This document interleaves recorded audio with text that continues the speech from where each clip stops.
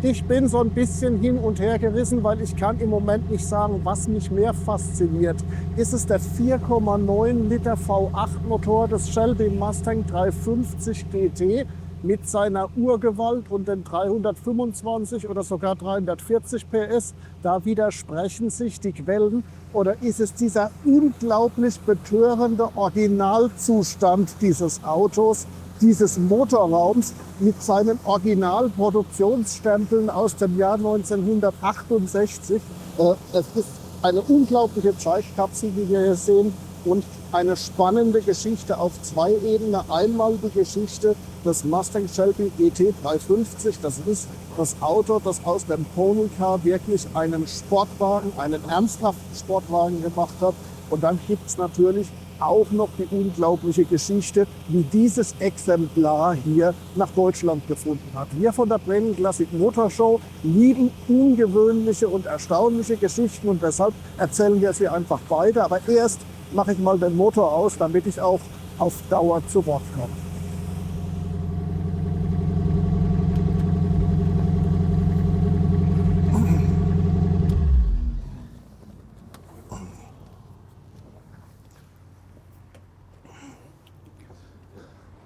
Die Story vom GT 350 ist vor allem die Geschichte zweier Männer. Das eine ist Henry Ford II, der autoritäre und kompetitive, wir sagen es mal freundlich so, Chef der Ford Motor Company. Zum einen, der will nicht nur, dass sich seine Autos millionenfach auf der Straße wiederfinden und gut verkaufen, der will auch, dass Ford-Fahrzeuge auf der Rennstrecke siegen. Und der zweite ist Carroll Shelby, ehemaliger Jagdflieger, Rennfahrer und Autobauer, der die Shelby Cobra gebaut hat mit Ford V8 Motor und damit mit Ford in Kontakt gekommen ist, natürlich auch ganz erheblich in Ford GT40, dem Rennprojekt, involviert war.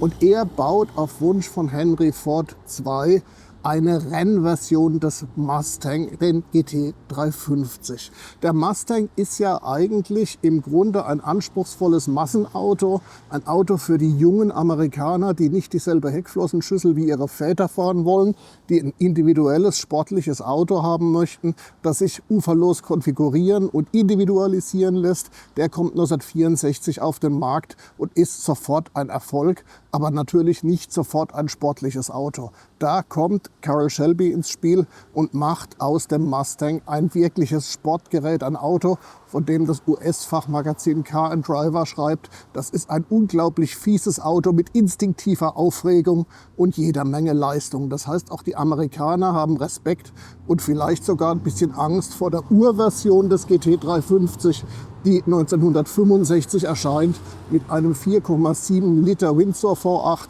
und einer Leistung von 306 PS.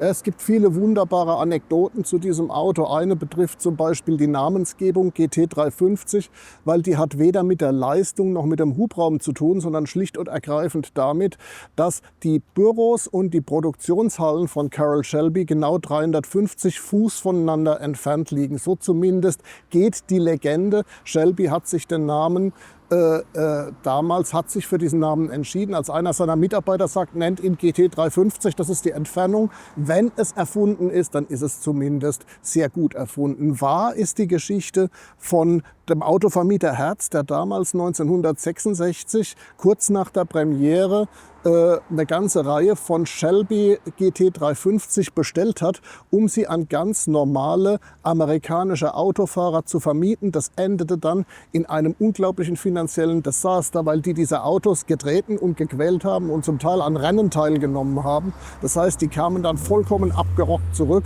und dann hat Hertz dieses Angebot Rent a Racer genannt. Das war natürlich eine unglaubliche Einladung zum Drauftreten, hat dieses Angebot relativ schnell wieder zurückgezogen. Das ist, glaube ich, nicht übertrieben, wenn ich sage, das hier ist ein Stück amerikanischer Nationalgeschichte. Zumindest wird es heute in der amerikanischen Oldtimer-Szene genauso gehandelt. Umso erstaunlicher finde ich, dass ein solches Auto in diesem Referenzzustand nach Europa gekommen ist. Und Karl Der glückliche Besitzer dieses Autos könnte vielleicht berichten, wie man sowas findet, ob man es überhaupt finden kann, ob man es suchen kann oder ob es einem zufällig begegnet. Karl, wie kommt man an so ein unglaubliches Auto? Also ich sage ja immer, solche Fahrzeuge findet man nicht, solche Fahrzeuge finden ein. In dem Fall gibt es natürlich auch in Amerika die einschlägigen Plattformen, wo diese Fahrzeuge inseriert werden. In diesem Fall war es halt das Forum von der Shelby Association of America, das Forum vom SAAC, wo dieses Fahrzeug publiziert wurde. Und es fand sich lange Zeit kein Käufer. Und dann bin ich per Zufall über das Fahrzeug gestolpert, habe mein Sparschwein geplündert und konnte mir dieses Fahrzeug glücklicherweise kaufen.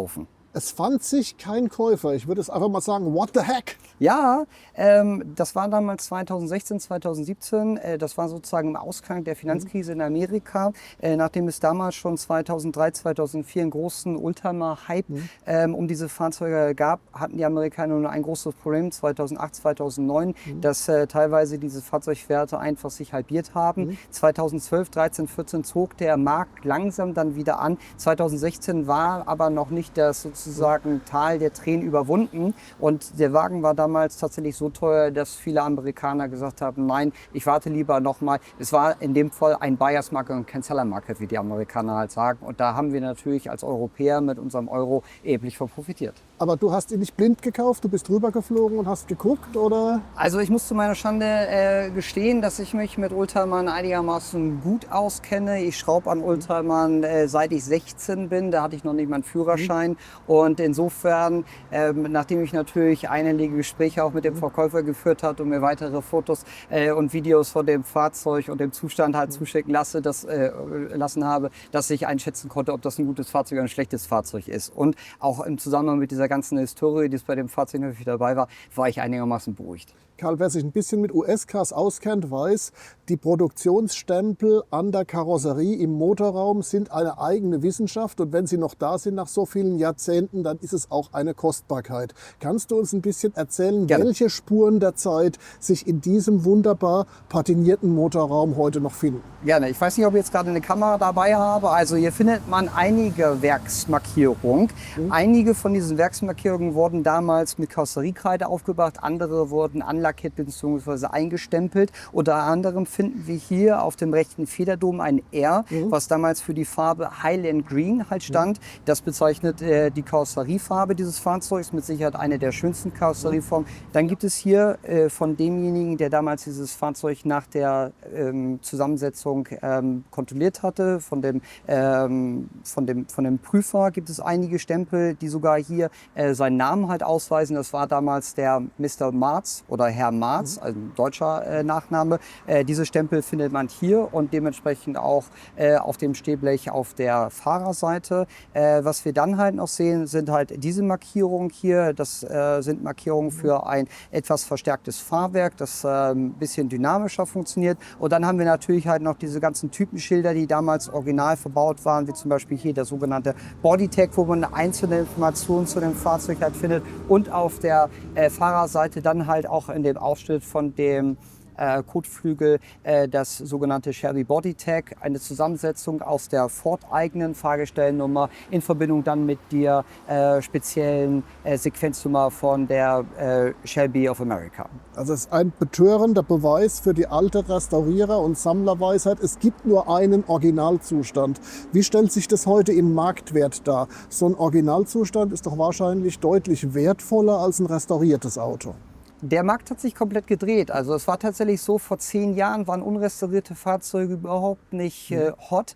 Im Grunde genommen wurden die halt so ein bisschen an der Seite gelassen. Und weil natürlich in den letzten vergangenen Jahren viele dieser Fahrzeuge restauriert wurden, auch teilweise überrestauriert wurden oder wie ich es teilweise auch empfinde, so ein bisschen die Seele des Oldtimers dann halt beraubt wurde, hat ein Umdenken in der Oldtimer-Szene stattgefunden. Und mittlerweile sind natürlich diese Survivor-Cars umso beliebter denn je. Weil wo findet man halt noch nach 60 Jahren, 70 Jahren, 80 Jahren noch originale Werksmarkierungen. Wenn so ein Fahrzeug zweimal, dreimal, viermal umlackiert wurde, umgeduscht wurde, in unterschiedlichen Qualitäten sicherlich auch teilweise unterschiedlichen Ersatzteilen dann wieder zusammengefügt wurde zu einem funktionstüchtigen Fahrzeug, das hat natürlich nicht mehr so viel was mit dem Originalzustand zu tun. Und Das macht sich insofern heutzutage sicherlich auch finanziell bemerkbar, weil wir davon ausgehen können, dass es gerade ein Markup für diese Survival-Fahrzeuge von mit Sicherheit 30-40% halt on top halt nochmal gibt. Aber das ist nicht was für die Amerikaner spezifisches, sondern glaube ich auch in der Porsche-Community halt so zu unterstreichen. Jetzt sprechen wir nicht mehr über Geld, jetzt sprechen wir über die faszinierende Geschichte dieses Autos,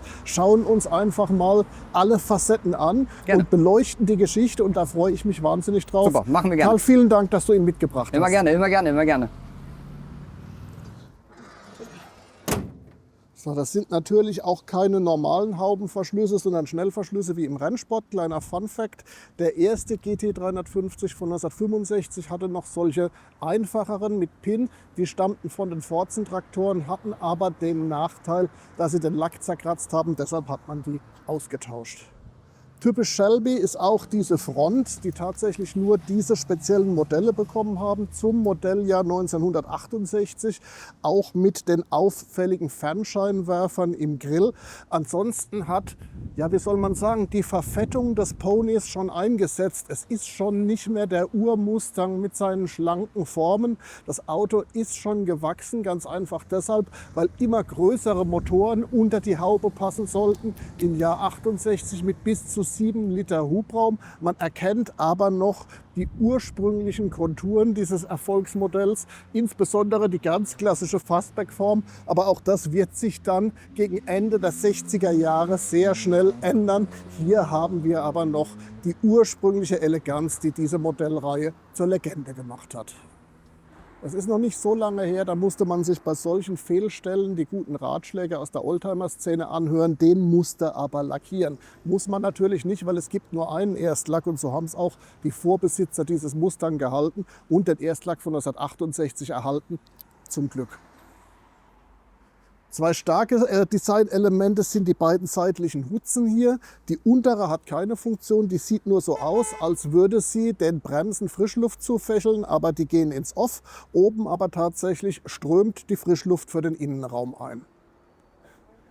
Und für mich das spektakulärste Detail hier am 68er Mustang sind diese unglaublichen Rückleuchten bzw. die sequentiellen Blinker. Ja? Sequentielle Blinker, Wischblinker, wie man heute auch sagt, wie es die heute auch an modernen Autos gibt und wie sie relativ alltäglich sind.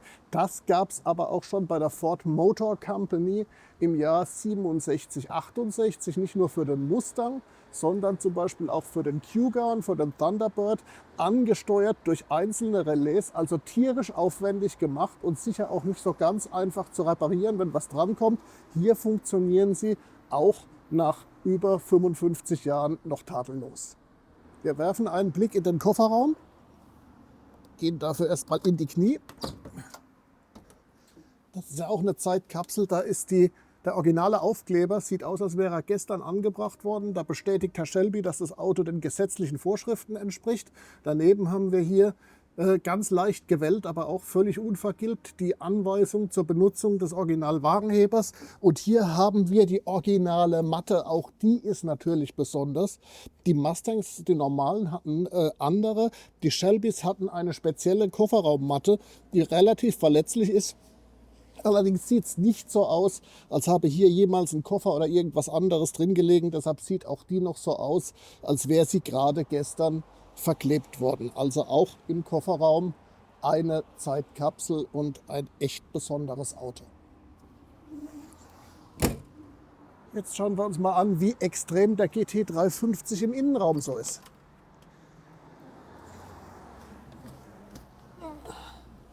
So, jetzt muss ich mich erstmal ein bisschen sortieren, weil wie in vielen amerikanischen Autos der 50er und 60er Jahre geht es innen nicht allzu großzügig zu. In Wirklichkeit muss man sagen, es herrscht intime Enge hier im Shelby GT350. Ich konnte mich also hier so ein bisschen reinsortieren. Weiter zurück komme ich also mit dem Sitz nicht. Also durchgestreckte Arme kriege ich nicht hin. Ansonsten staune ich nicht nur über den tadellosen Originalzustand, sondern auch über das Wohnzimmerambiente, das hier herrscht.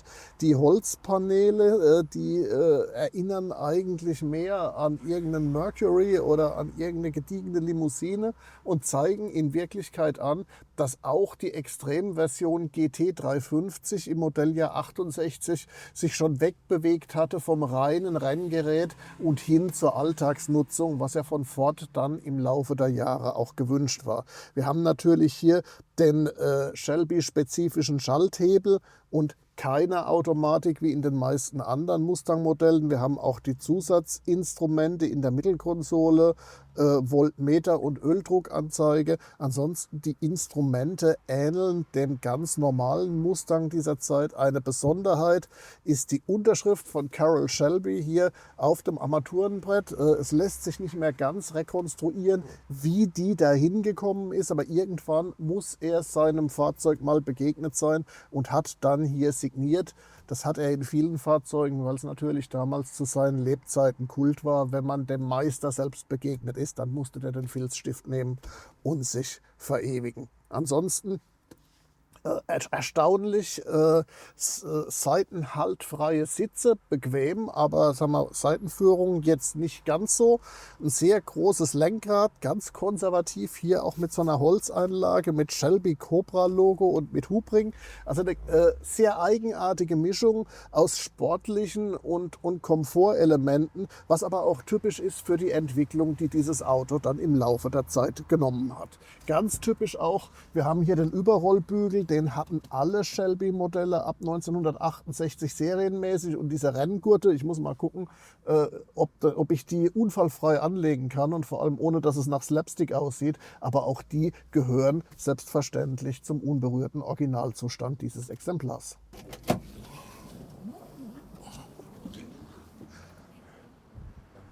Ich gebe offen zu, ich habe nicht die Idealfigur für dieses Auto. Mir ist der Shelby GT350 einfach einen Tacken zu eng, aber es ist trotzdem ein zutiefst berührendes Erlebnis, sich mit diesem Auto beschäftigen zu dürfen, es erleben zu können, etwas aus seiner Geschichte zu erfahren. Dazu gehört die Erkenntnis, dass es überhaupt kein Hightech-Overkill braucht, um einen faszinierenden Sportwagen zu bauen. Das haben damals Shelby und Ford mit relativ einfachen Mitteln und großem Charisma und großem Herzen bewiesen. Das war das Auto, das $4.311 kostete im Ursprung und mit dem man trotzdem das gesamte Sportwagen-Establishment ganz locker abhängen konnte. Und natürlich imponiert mir dieser unberührte Originalzustand. Also das ist wirklich einzigartig und genauso einzigartig ist dieses Auto, wird es auf der Bremen Classic Motor Show vom 30. Januar bis 1. Februar zu sehen geben und Trommelwirbel, es wird ein Verkaufsschild tragen. Deshalb können wir uns eigentlich nur wünschen, dass es eine Heimat findet bei einem neuen Besitzer, der sensibel genug ist, diesen einzigartigen Zustand würdigen zu wissen. Wenn ihr euch begeistern könnt für Sportwagengeschichten, ganz egal in welchem Teil der Welt sie erzählt werden, dann schaut mal rein. Wir haben auch die Story des deutschen Mustang, des Ford Capri, in seiner letzten Evolutionsstufe in den 80er Jahren als 2.8 Injection und dann eine Geschichte aus einer ganz anderen Welt, eine weiß-blaue Geschichte, nämlich die des BMW 3.0 CSI. Die Sportwagenwelt ist bunt und das wird sie auch bleiben. Wir bleiben dran. Vielleicht sehen wir uns, das würde mich freuen. Bleibt gespannt. Bis bald.